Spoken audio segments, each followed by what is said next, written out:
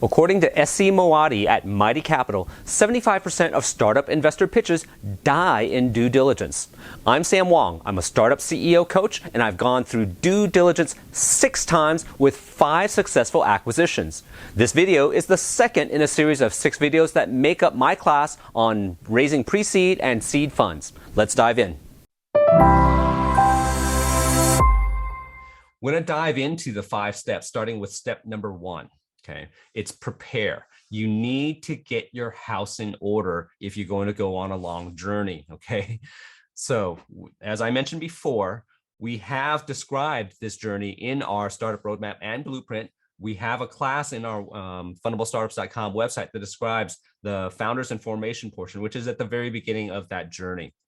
Okay, when you first start your startup, okay, if you're looking at just the first month alone, there's a lot of stuff to do. You might have a co-founder and you're a co-founder or two, and you start conversations about your idea to do a startup. You come up hopefully with a lean canvas or a business model canvas in that part of that discussion. You agree to do a startup, and then you agreed on what each person's going to do, how much money each person can potentially invest, and how much money or how much equity each person will have in the startup. And you come up with effectively the cap table. Hopefully you can come up with some initial funds to be able to, you can come up with some initial funds to bootstrap the company. And then we generally recommend that you buy a startup incorporation package from a law firm. And the reason for that is that the law firm will do a ton of value for you. If you're going to be a traditional startup, you're going to do stuff like stock option plans and things like that. So the law firm will give you a lot of templated agreements to make sure it gets done right. We have had many startups that didn't go this route. They tried to go down the do-it-yourself package, with some legal website, and you can do that, but it's too easy to do stuff wrong. And we've had to clean stuff up with various startups after the fact. Okay, regardless of whether you buy it from a law firm or whether you do it yourself, you'll file with as a Delaware C corporation, and Delaware C corporations are the right path for the startup if you plan on raising traditional venture capital funds. Okay. Let's see. Once you filed with your Delaware as a Delaware C corporation, the startup is born. At that point, you get some documents from the law firm. You should hold an initial board meetings to enact some board resolutions. You'll obtain your federal tax ID number from the IRS, file some more forms with the Secretary of State. You'll then the law firm will help you execute your initial agreements, which include stock purchase agreements, employment agreements, personal proprietary information, and invention and assignment types of agreements, as well as some tax related stuff like your 83B election. At that point, the founder should write a check to purchase their initial stock from the company. That's the right way to do it. Okay. Then at that point, you'll have another board meeting to approve the grants, the stock purchase, and various other things. You'll file your 83B election, which is an important thing that can save you millions of dollars in taxes. We are cleaning up an issue with another startup right now that did not do this. When we helped them to understand that there are scenarios that they could pay over $1 million extra in taxes, they realized, oh, we got to spend some time on fixing this. Okay, and then there's some miscellaneous notices, and then you can open up your startup bank account. This is just all in the first month, and this took a little while to go through because there's so many startups that I found that have made mistakes during this journey. Okay, so I want to move on though because of time. There is frequently another area where startups make a lot of mistakes, and that's with your capitalization table, your cap table. Okay, the cap table is the authoritative ledger of the exact ownership of all company shareholders, employees, and investors alike. The cap table should include stuff like the preferred stock, common stock, stock options, convertible securities, warrants, etc. Okay, it needs to be accurate, even though there's lots of different components here.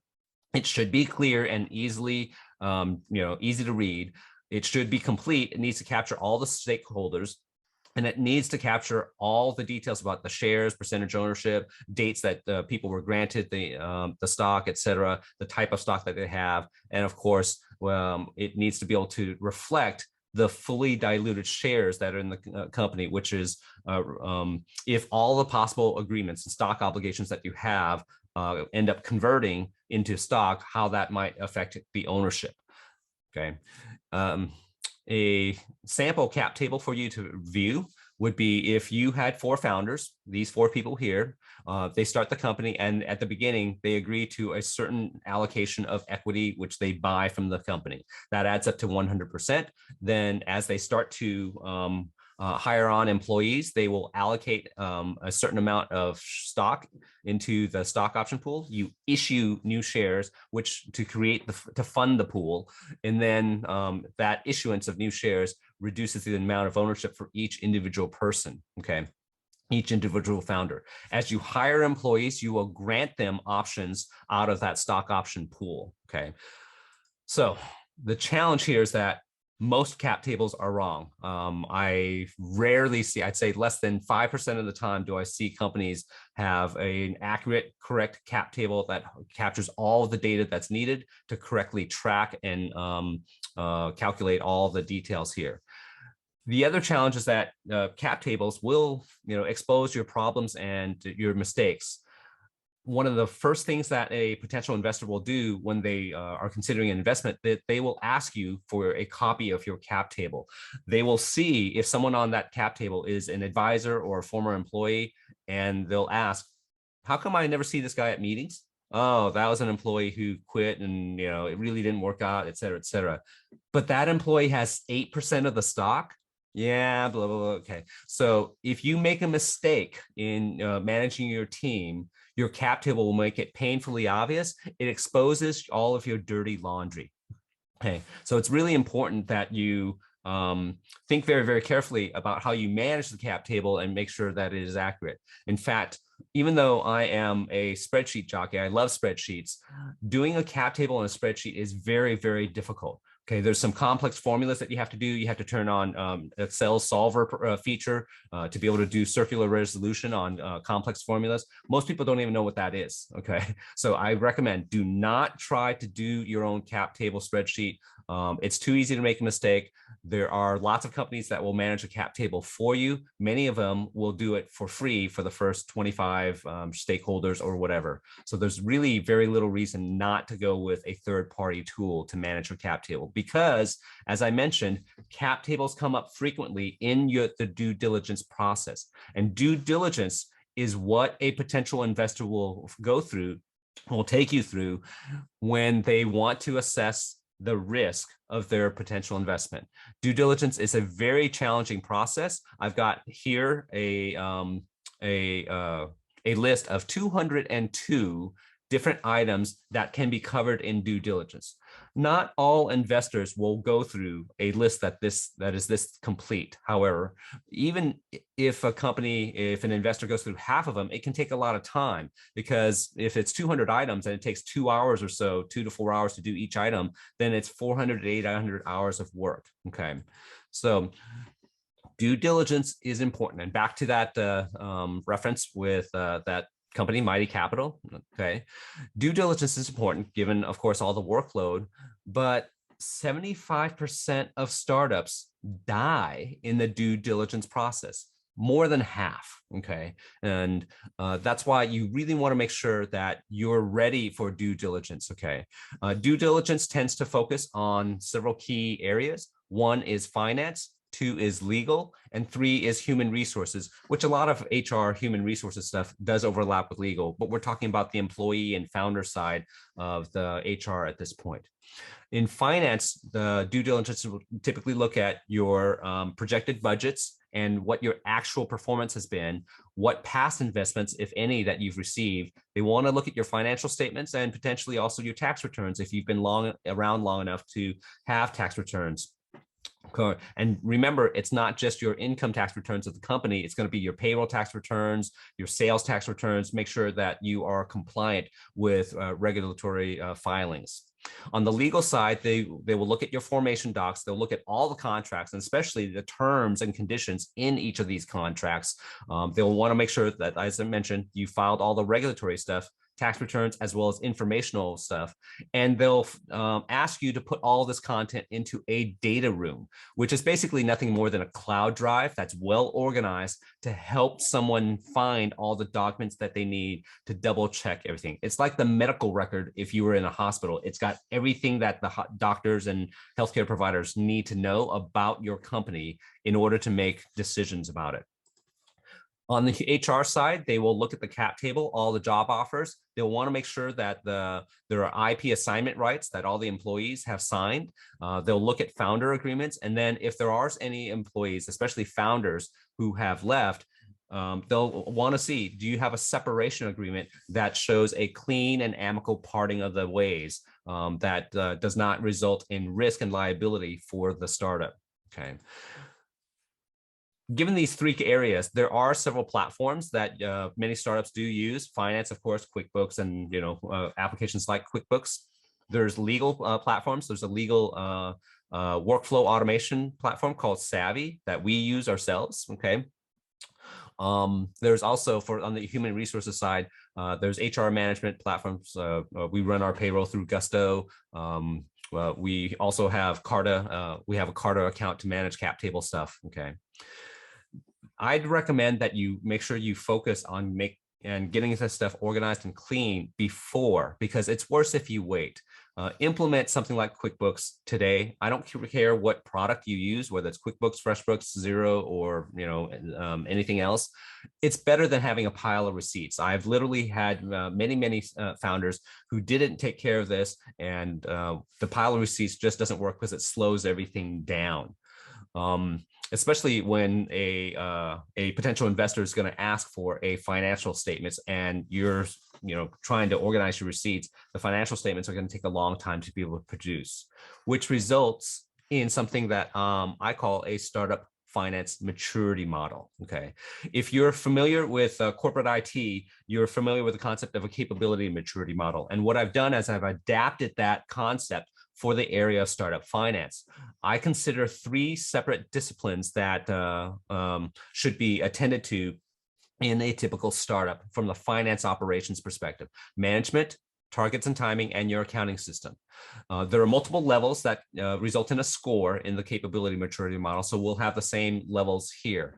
Level 0 is what I call a reckless state. If you don't manage your finances, if you do not know anything about your future planning and when you're going to get to what state, and you don't have an accounting system, you have absolutely no infrastructure, I consider you level 0, reckless. Okay. If you add an accounting system and that's all that you've got, well, you're doing a little bit better. That's bare bones minimal. Okay. Next, if you add some targets and timing about what you're going to do when. Most startup founders start with some high level estimates. I think I'm going to get 1,000 customers in a year, or whatever the case may be. If you add the high level estimates, then that at least gets you to level 2, which if you're going to be doing your fundraise, I consider to be a lazy fundraise. Okay, you have some high level estimates and an accounting system. All right. There is a corner case where I have seen some startups have the estimates but not have the accounting system. In that case, I would actually consider that to be the worst case possible. I would give you a level -1. Okay, you get an F. I'm sorry if that's what you're doing, and you need to clean this up. That's a risky fundraise. All right. If you actually drill down the high level targets into a detailed model, okay, great. You're doing much better. That's what I would consider level 3, which is an acceptable fundraise. Yeah, I would say that don't start trying to fundraise in earnest until you at least reach level 3. Okay. If you add in reactive management processes to your targets, that's basically saying, our growth chart was supposed to go like this. What did we actually accomplish? Oh, we missed the last 3 months worth of targets. What are we going to do about it? You can react while you're going along. If you're doing that, then that's better. You're doing some tactical governance, level 4. I would say if you actually do it proactively and you use your metrics and targets to be able to say, in order to hit the goals for the next 3 months, we need to spend this amount of money on marketing so we don't miss the goals. That's where you're managing it proactively. And at that point, I'd say you're at the best state, level 5, you're strategically governing your financial operations. Okay. In order to make this all happen, a key element is going to be your financial model. I recommend doing a bottoms up monthly financial model. Okay. It needs to go out 3 years. Okay. This is a sample of a template that we include with our startup financial modeling training class. Okay. We realize that many founders are not Excel people and they don't have time to pull together a detailed spreadsheet. So we built a template for you that you can just drop in a bunch of numbers. In fact, just last night, we upgraded this spreadsheet to cover not 3 years, but 5 years. We've had several founders ask, and the founders have gotten that, who are part of our training program, get that upgrade for free. Okay, so it goes out 5 years now, and it covers revenue, users, headcount, expenses, profit, and cash flow. Okay, all of these should be tied together. Okay, and one important thing is that it also covers multiple scenarios. The spreadsheet is built with 4 different scenarios, from extra small, small, medium, and large. Okay, why do we do that? Because you may put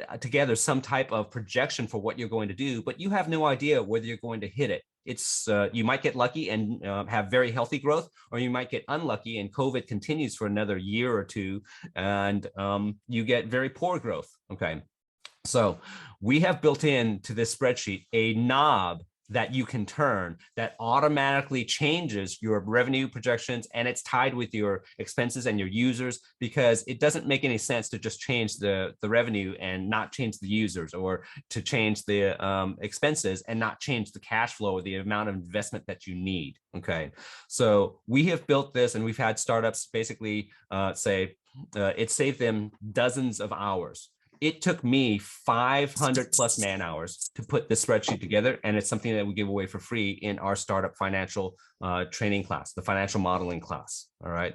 Like I said, we have templates to help you actually execute on the best practices that we advocate in our training.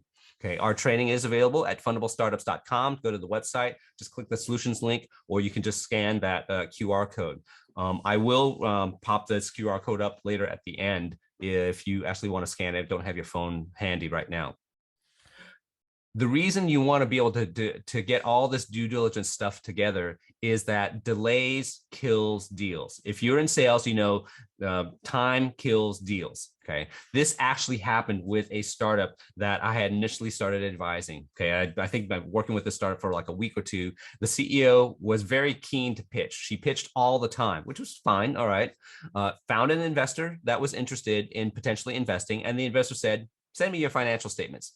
And I find out that this particular founder, very disorganized, no accounting system, pile of receipts, commingled personal expenses with company expenses. We actually had to scramble, or the founder took a month to clean that all up. We implemented QuickBooks for them. We found a bookkeeper to kind of sort through all the receipts, categorize it. We reviewed the financials and made sure that we felt like they were accurate, because we don't want to present misleading financials to a potential investor.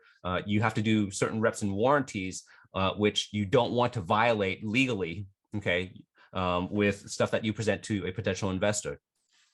Once the financial statements were finally done, the investor stopped answering the phone. Okay, the team went, okay, that was sad. You lost an opportunity to move forward because you didn't have things organized. Of course, we had no, we didn't get the investment. You have to look at what the investor is thinking. Most investors are doubtful about the potential for a startup to succeed, because every startup thinks they're going to be a unicorn, but very few of them actually become unicorns. So if you take a long time to respond to a founder request, especially if they're asking for basic stuff like your cap table, they're going to think, hey, you're not very good at being a startup founder, are you? Okay. They may not tell you that, but that's what they'll think. If you take an awfully long time and you keep them waiting, they might just give up. What you want to do is to be on top of all these details, so that when the investor asks a question, you present it promptly, very, very quickly, and they feel like, oh, you are on top of things. I can extend you a longer leash. You look like you can run a company and I can trust you. That's the impact that you want. You don't want the doubt or the conclusion that the investor thinks that you are a novice. Okay. To do this, you need to be continuously ready for due diligence. In the old biblical story of Noah and the ark, Noah built the ark before it started to rain. You should do due diligence before you have investors asking for due diligence info. This is the second in a series of 6 videos on the topic of raising pre-seed and seed startup funds. You can jump to the next video by clicking in the lower left-hand corner, or the playlist at the upper left provides access to all videos in the series.